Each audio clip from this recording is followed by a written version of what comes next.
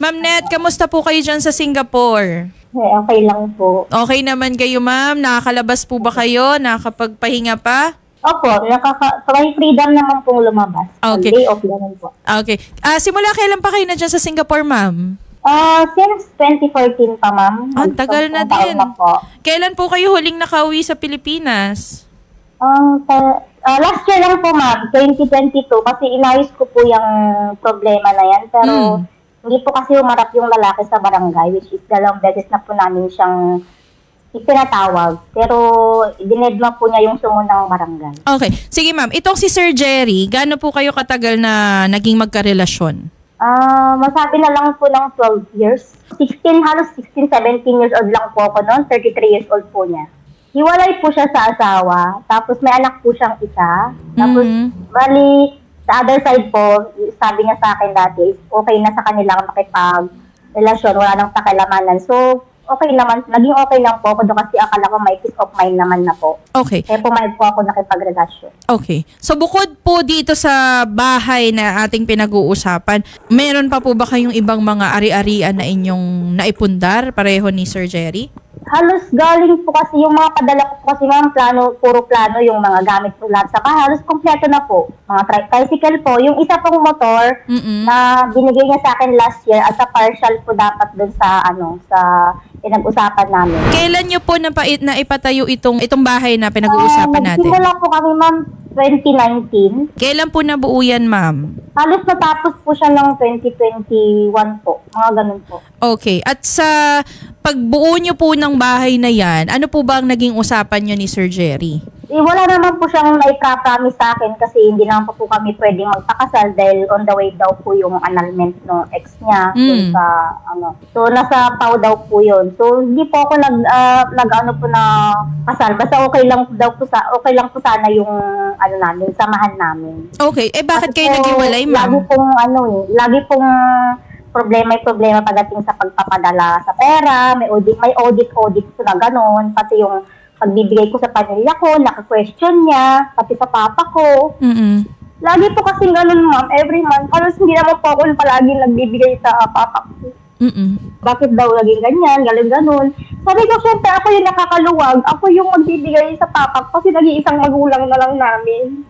Tama naman po. Tsaka pera nyo naman yun, ma'am. Wala naman pong dapat na makialam kung anong gusto nyong, sinong padalhan nyo, di ba? Tapos, yun po yung pinakamatinding away namin lately dahil nung hindi ko na po sinabi ko na po sa kanya lahat ng sama ng loob ko na bakit kinikesyon mo yung sahod ko? Yung sahod ko, hindi naman galing sa pera mo yung mga pinapadala ko. Binibigay ko sa pamilya ko, galing sa sahod ko. Hindi ko hinihingi sa'yo. Tama sabi po. ko sa kanya. Tama po. Sabi ko, bakit mo pini-question? Sabi ko, pasalamat na nga lang ako at hindi sila palagi humihingi sa akin. Halos sa'yo bumabagsak lahat ng padala. Lahat ng resibo, ma'am, nandiyan naka-under po lahat sa pangalan niya lahat, ma'am. Kaya, hindi po niya mai-deny, ma'am, na hawak niya po every month yung sahod ko. So, nung nagpatayo kayo ng 2019, ma'am, sino po ang bumili nung lupa na kinatatayuan po nung bahay? Actually, yung lupa na yan, ma'am, may mga may mga iba-ibang may-ari po siya. Kasi ang NHA daw po, ang under NHA po yung lupa. Which is, yung tatlong nakuha po dyan na lote is wala po doon sa isang po sa kanya, na ibigay po, parang na-spot na sa pangalan niya. Okay, so meron po ba kayong wala kayong titulo? Walang nakatitulo sa inyo? Wala hawak na nakatitulo sa isa sa amin. Nung nagpatayo kayo ng bahay, ma'am, sino po ang nagbayad ng mga pang buhos, pagpapasemento? Sa akin, ma'am, kasi kalakasan po ng COVID that time, ma'am, wala po siyang trabaho. Akin lahat ng galing yung mga expenses, ma'am. Sino po nagbabayad ng amilyar, ma'am? Kanino po nakapangalan yung amilyar natin? Wala po siyang binabanggit sa akin sa ganyang bagay, ma'am. So, wala din kayong idea, ma'am? Wala po ba kayo mapagkatiwalaan, ma'am? So, sobrang tiwala ko po sa kanya. Hinahayaan ko po siyang mag-decide. Magandang hapon po, Sir Jerry. Magandang hapon po, ma'am. Yes. Sir Jerry, kasama po namin si Ma'am Maria Antoinette, ang dati niyo pong girlfriend. At Nais lamang po sana niya na makausap kayo para maibenta nyo na daw po yung bahay na inyong pinatayo. Kayong dalawa, pinatayo niyong dalawa. Hindi po pwede. Bakit naman po hindi maaari? Una-una po, nung pinatayo namin, totoo po, tinalis ko po nung kami po yan, na kasi po may asawa po ako eh. Promise, siyempre siya kawawa pag halimbawa ng kabul yung asawa ko. Kaya pag uwi niya sana, pagkatapos ng kontrata niya, dapat sa kanya may papangalan yung lupa. Kasi sa NSA yan, kaya hindi ko i-transfer sa pangalan ko dahil po para sa kanya yan. Pero nung dumating, nagloko pala. Bigla nga lang ako inaway, wala kami naman pinag-awayan, bigla nga akong inaway. Nakikiusap ako, naman-usap ko ng problema. Ikinumpara mo sa ex-wife ko na mas pangit yung ugali ko? Ay, hindi. Tama ba yun? Nakikita mo yung ugali ko, tingnan mo yung ugali mo, magsalamin ka muna bago ka ng ugali ng iba. Ay, grabe naman yung Ang ganda ng ugali mo. Ako na yung masama. Nag-usap tayo, pumayag ako na ibabalik ko yung share mo. Okay, kasi ang alam ko talagang ang dami mong kwan sa akin eh. Rereklamo. Tinanggap ko na lang. Kaya ibinigay ko yung motor ko tapos nagbubuan-buan ako. Malaman-laman ko, may asawa yun sa akin na kasama na ka palang iba. Pag uwi mo, mayroon na. Kaya ako tinigil yung pagbibigay ng bayad kasi hindi naman tama yata yung ginawa mo sa akin. Almost 5 years. Nag-antay ako, wala kang narinig sa akin. Wala kayong nakitang issue sa akin. Hinahanapan niyo pa ako ng issue. Nagtatanong kayo sa kapitbahay kung may inuwi akong babae. Pinapili mo ko kung mag-i-stay ako o hindi. So, nag-decide ako na hindi tayo nag-usap. Hindi mo ako pinagbigyan. Nakikiusap ako sa'yo. Nag-usap tayong dalawa, sabi ko. Mga screenshot ng chat mo sa akin. Hinamon mo ako ng kung mag-i-stay ako o hindi. Pinili kong hindi mag-i-stay dahil sobrang laki na ng sakripisyo ko sa inyo. Hindi niyo ako na-appreciate. Bakit? Nakarating ka ba dyan kung hindi yung pera ko? Excuse me! Anong pera mo? Anong pera mo? Mahiya ka sa tita ko na tumulong para makalis ako ng bansa. Mahiya ka. Walang hiya ka. Umalis ako ng abroad. Plain ticket lang ang tita mo. Tumulong mo. Sinong naglakad-lahat ng papel mo? Makakuha ba ng passport kung hindi ang pera ko? Naku. Sige nga. Bakit? May hawak akong pera. May hawak akong pera nung nag-ayos ako ng mga papel mo. Kaya mahiya ka. Huwag kang ganyan. Tama na sumbatan. Ayoko na ng sumbatan. Tama na. Okay. Hindi naman nahiya. Pumunta ka pa dyan. Para may closure lang tayo. Ayoko ng mga ganyan. Ikaw lang ang ayaw makipag-communicate para matapos yan. Anong sabi mo kay Papa? Hintayin mo na lang yung sulat ng korte. Nakiusap kami sa iyo nung last na umuwi ako April. Tinatawag ka namin sa barangay. Ano sabi mo? Hindi ka pupunta. Hindi mo ko harapin. Iintayin mo lang yung sulat ng korte. Bakit? Ano pa yung magmakaawa sa'yo? Para lang maayos yan. Pero taas ng pride mo. Hindi, taas ang pride ko. Nanlalaki ka na eh. Yun ang punto eh. Nanlalaki ka. Kaya kaya mo nakipagrelasyon sa ibang lalaki. Wala na tayo. Nakipagwalay na ako sa'yo. Okay. Umuwi ka na, maglalaki ka na eh. Huwag mo ako papalik pa rin.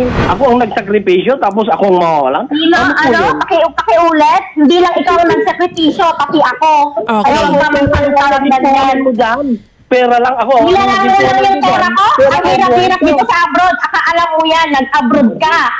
Bakit? Nung nag-abroad ako, sinuportahan mo kita. Bakit? Nung nag-abroad ka, may napatayo ka bang isang sulok ng isang haligi ng bahay? Wala. Ikaw, anong ginawa mo? Anong ginawa mo noong nag-abroad ako? Sinabi mo, may ipon ka sa bangko pag uwi ko. Pag uwi ko nga lalaki mo na naman ang sumalubong sa akin eh. Okay. Anong lalaki? Hindi ka nagipag-usap sa kwan eh. Mukhang maraming hugot ng... Kinukan ka ng babae, ng asawa ng kwan eh. Oo, mukhang maraming Hindi ka lang ha. Bago ako nagkakarelasyon, ipaghiwalay ako sa'yo ng maayos at ayaw mo lang tanggapin. Kanino po nakapangalan sa ito pong bahay na pinatayo ninyo ni Ma'am Net? Sa akin po yung lupa po, nakapangalan po sa akin yung lupa. Bakit po nakapangalan sa inyo, sir? Pinaplayan ko po yan sa NHA po. How about yung bahay, sir? Kanino po nakapangalan? Wala pa. Wala pa naman po nakapangalan. Sa amilyar nyo, sir. Sa amilyar. Sir, sa amilyar nyo po, sino po nakapangalan doon? Hindi pa po kasi naikuha ng NSA po yan. Nabayaran ko na po sa NSA yan.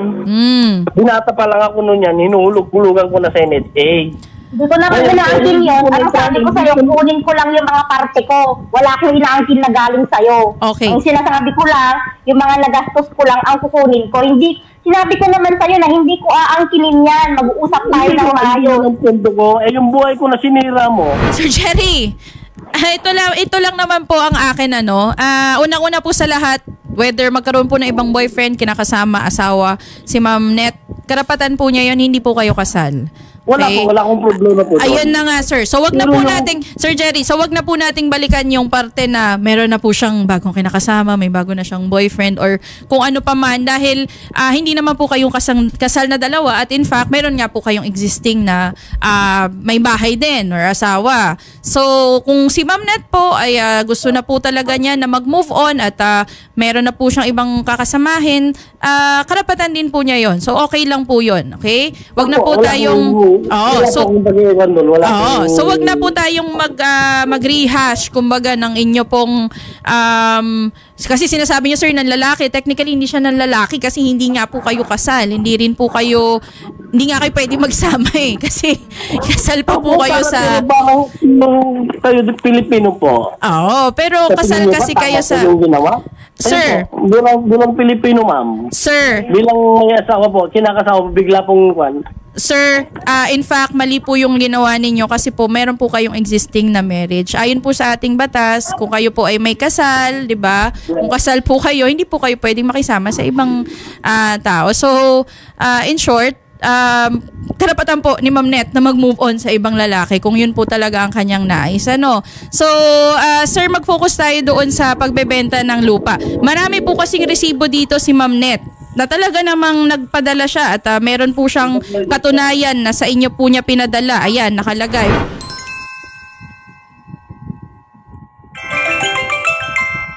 Kano to in total, Ma'am Net? Kung susumahin mo to. 700,000 mahigit, ma'am. 700? 700,000 mahigit, ma'am. Yung total lahat po yan. Kasi nung umuwi po ako, ma'am, pina-print out ko po lahat yan. Kasi sabi ko sa kanya, mag-aayos kami. Oo. Okay. Tapos pinakita ko po yun doon sa pinsan kong tumulong sa akin. Okay. Tapos yung gumawa kami ng agreement na nagkapirmahan po kami. Pumayag po siya doon sa agreement. Anong nasa agreement, ma'am?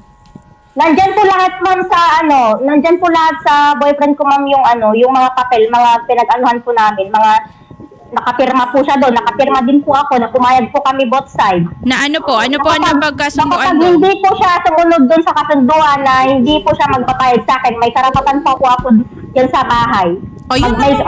Opo. Hello po, ma'am. Yes po. Tinanggap ko po yung usapan na yan noon. Kasi ang pagkakaalam ko, wala pong involved na third party noon. Sir Jerry, ito na nga po yung sinasabi natin. Regardless of the third party, kung kayo po Yes po. Sir Jerry, makinig po muna. Kung regardless po of the third party, kung kayo po ay under obligation, nabanggit nyo, kayo ay nagkasunduan, meron po kayong pinirmahan na magbabayad po kayo kay Ma'am Net at in fact, marami po siyang pruweba na siya po ay nakapagbigay po ng napakalaking halaga sa inyo para po sa pagtatayo ng bahay. Karapatan po ni Ma'am Net na maningil at kunin po kung ano yung kanyang nararapat na makuhang share doon sa bahay na yon. Hindi po ba? Opo, karapatan niya po. Pero yung pan ko din po, yung ginastos niya po, yung pag-abroad po, halos pan ko naman eh. Sige. Tapos yung nasa abroad din po ako eh. Ganito na lang, Sir Jerry. Magkano ba ang nagastos mo sa pagpunta ni Ma'am Net sa Singapore? Sige, kung ganyan ang gusto nyo. Bahala na lang po siya po. Ma'am Net, magkano ba ang nagastos nyo doon? Ni Sir Jerry daw. Wala naman siyang pera, ma'am. Umuwi siya ng abroad. Halos ako naman po yung pinagbentahan po ng bahay namin sa Santiago. Yun po yung perang ginamit ko. Hindi. Kasi ang sinasabi niya, ma'am, may naitulong daw siya. So magkano ang tansya niyo doon? Para masagot na natin tong pagbebenta niyo ng bahay. Kasi kung... Wala po ako sa estimation niya, ma'am. Kasi ang alam ko, pera ko po yung ginamit dahil doon may hawak po akong pera na binigay ng papa ko na 25,000 na pinanggamit ko po sa paglakad ng mga papel ko. Tanungin niyo Tapos nga yung po tita siya ko kung pong anong dito sa trabaho niya po Singapore, ng siya po panahon yung na yun. tumulong sa akin dito para makapunta po ako dito sa Singapore. Okay. Ginawa ko Sir yung Jerry, story. saan mo dinala yung 700,000 mahigit na pinadala ni Ma'am Net? Iwan ko po sa kanya kung bakit ganyan kalaki po. Hindi ko Sir, pakisagot lang po yung tanong ko. Meron po kayong may pruweba po siya na kayo po ay naka-receive Yes po, may ng pruweba ganitong po siya. amount. Pero po yung Sir, pera ang na- tanong ko po lang yan, po, ma'am. saan po nadala? Saan po nadala yung pera? Yung Saan po pera nagastos? na yan, ma'am, siyempre po magkasama kami. Nangarap kami magkaroon ng bahay. Kaya nga po, saan nga po O nagastos, di sir? nag-share po kami. Nag-share po kami patayo ng bahay. Hindi ko po pinilit na ibigay niya sa akin yung pera na yan. Kung saan niya pong ibinigay, kasi po may relasyon po kami. Kaya pala pag kulang, nagsasabi ka. Pati allowance ko dito, pinapadala ko. Dahil sabi mo kulang. Naku, hindi tayo matatapos, Ma'am Net at Sir Jerry, kung tayo po ay magbabangayan. Ano? Ako sana ma'am, ayoko na po sanang magbalik ng past dahil bilang respeto po sa relasyon ko ngayon. Pero siya po yung balik ng balik eh. Ayoko na, kaya gusto ko na pong tuldukan ma'am eh. Balik ng balik, saan ba nag-umpisa? Bakit ka bumabalik sa past? Kaya natutuldukan na, di ba? Saan ba Mag-move on nag-umpisa? ka na rin kasi naka-move on na ako. Magkanya-kanya na tayo. Gusto ko lang makawi yung pagod ko, yung mga nagastos ko dyan. Kami po ay makikipag-ugnayan sa barangay. Diyan po sa Santiago Isabela, Barangay Patol. Diyan po yung bahay, ano? Tama po? Opo, sa Saipon po. Oo. Kasi tama naman po si Ma'am Net. Karapatan po niya na makuha yung share niya dyan sa bahay na yan. Kung nais po niyang ibenta, pwedeng bilhin nyo na lang, sir. I-buy out niyo siya kumbaga doon sa portion na meron po talaga siyang naipundar. At kayo po, bayaran nyo na lang po kung ano yung kaya nyo pong bayaran sa kanya at acceptable din kay Ma'am Net. Kasi kagaya nga na nasabi nyo, wala pa naman daw titulo ng lupa. Hindi ko rin alam kung kanino ba nakapangalan yung amilyar nung bahay. Good afternoon po, Chairman. Meron na po ba kayong record nitong pangyayari po na ito or nitong complaint ni Ma'am Net? So, siguro ma'am, verify na lang sa barangay kasi kung minsan wala ako sa barangay, yung mga lupon ang uma-assist dyan sa mga problema na yan. Kaya, kung kailangan na pupunta sa barangay, siguro ma'am, pwede dahil ang trabaho namin ay mga ganyan na problema. So, pwede ma'am, pupunta na lang sa barangay. Okay. I-verify natin lahat yung record na nilang makita. Mayayos natin yung problema Okay. nila. Pero, sir, meron na po ba kayong record nitong, kilala nyo po ba itong si Sir Jerry dyan sa inyo, sa Santiago? Yun nga ma'am, baka hindi ko nasubaybayan yan dahil kung minsan nasa meeting ako, So hindi din alam. kung meron man record, alam na alam yung mga lupon natin, saka yung mga sekretary natin alam nila. Okay. Sige po. Siguro, Chairman, maganda din po na i-connect na lang din po siguro kami sa Lupon kung sino po yung nag-handle ng kaso po nitong si Ma'am Net kasi nabanggit po niya kanina na napag-usap na daw po sila sa barangay noon nung umuwi siya. Kaso, hindi daw po sumipot itong si Sir Jerry. So, siguro mag-schedule na lang po kayo ulit ng panibagong pagpupulong. Ma'am Net, meron po ba kayong representative na maaari pong pumunta? Gusto yung tatay ko, ma'am, sa Baluarte po. Okay, sige yun. Nandun pala ang tatay ninyo. So, maaari pong pumunta ang tatay ni Ma'am Net dyan sa Barangay Patol. Tama po ako, Chairman? Yes ma'am, pupunta lang sa sa barangay para yung problema nila mapag-usapan kung anong gagawin natin. Mag-schedule po tayo ulit kung kailan po available ang tatay ni Ma'am Net para po makapag-usap kayo ni Sir Jerry. Okay? Kasi ang kiniklaim naman ni ni Sir Jerry ay wala daw siyang na-receive na notice. Meron ma'am, meron po siyang sinulat doon sa may sungon ng barangay na di ako pupunta. Yun po yung sinulat niya. Hindi po silang magsasabi mag-uusap tayo sa barangay. Barangay po sana ang pupunta magsasabi na may usap sa barangay. Ako, Hindi po kung sila. ako naman sa iyo, Sir Jerry, kung ako naman sa inyo, Sir Jerry, kung maaari po na pag-usapan na lang kung magkano po yung ibabalik at total meron naman mga resibo si Ma'am Net, pag-usapan nyo na lang kung magkano po ang kaya nyong ibalik o kung portion ng naipundar po ay maibenta na. Hindi po ba pwedeng gano'n na lang?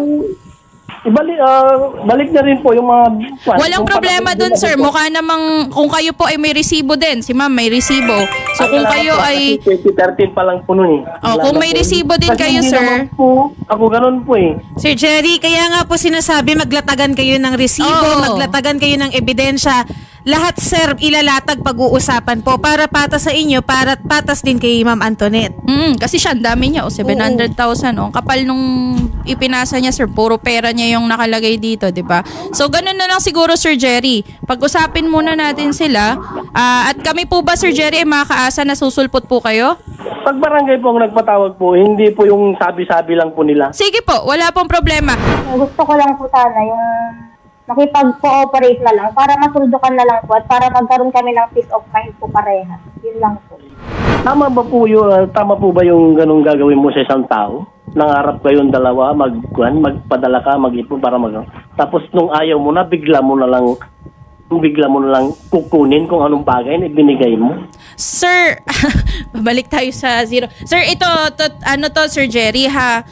Again, hindi po kayo kasal ni Ma'am Net. Kung ano po yung sir, makinig po kayo, Sir Jerry. Kung ano po yung naipundar ninyo sa ilalim po ng ating batas, mako-consider po kayo, pwede po kayong siguro co-owners. Yun na ang at most na magagawa. Kasi hindi naman kayo nagsama ng walang legal impediment na sinasabi, ano. So, dahil meron po legal impediment sa inyo, dahil kayo ay kasal po, ang ating pong pag-aari, kung ano man po yung naipundar ninyo, ay makonsider po na co-owners kayong dalawa. So, base po yan sa kung ano yung actual na naging contribution ninyong dalawa doon sa pagpapatayo ng bahay. Kaya nga po nabanggit ko kanina, kung meron po kayong resibo, meron din kayong pruweba ng kung magkano yung share ninyo doon sa bahay na yun, ipakita nyo din, sir, para fair din naman sa inyo. Si Ma'am Net po kasi, nagpakita na siya ng kanyang resibo, so kayo din, may karapatan din kayong ganun, para malaman natin, sir, magkano ba talaga yung actual na share ninyo doon sa bahay. Okay? Ganun po, Sir Jerry. Wag na po nating balikan yung kung tama po ba. Ayan po ay personal ninyong choice na ni Ma'am Net. Again, hindi po kayo kasal na dalawa, sir. So, hindi po siya tali na maging, kumbaga, faithful sa inyong relasyon. Ganun po. So, Sir Jerry, kung okay po kayo doon, mag-schedule po kami ng pag-uusap niyo ni Ma'am Net. Okay po kayo, sir? Depende po sa po ng pag-uusap po sa trabaho ko po. Kung okay po yung schedule, di papunta po ako. Oo, sir, kasi para matapos na rin po yung yung problema ninyo at maayos na po yung gusot sa inyong dalawa at maka-move on na kayong dalawa, okay? Opo. Sige po. Maraming salamat po, Sir Jerry Agustin Ranay, sa pagtanggap po ng aming tawag. Huwag niyo po ibaba yung telepono at makikipag-coordinate po ang aming staff. Maraming salamat po sa inyong oras. Okay. Ma'am Antoinette, siguro ang maipapayo na lang din namin yung palagi ding sinasabi ni Idol Rafi na kung sa susunod, madam, hindi po madali ang buhay ng isang OFW. Diba? So wag po tayong masyadong bigay ng bigay. Lalo na't wala pa. Yes, opo. No, so sana malaking lesson din po ito sa inyo, Ma'am Antoinette. Dahil yan, lagi po yung paalala ni Idol Rafi. Alam po niya kung gaano kahirap ang buhay sa ibang bansa.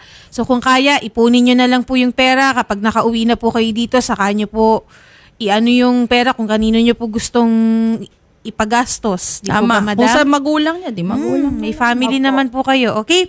Sige po, ma'am. Wag niyo pong ibababa yung linya. Kakausapin po kayo ng researcher po namin, ha? Salamat po. Sana maayos naman nila yung ganyang gusot kasi mahirap din yung posisyon ng OFW natin. Opo.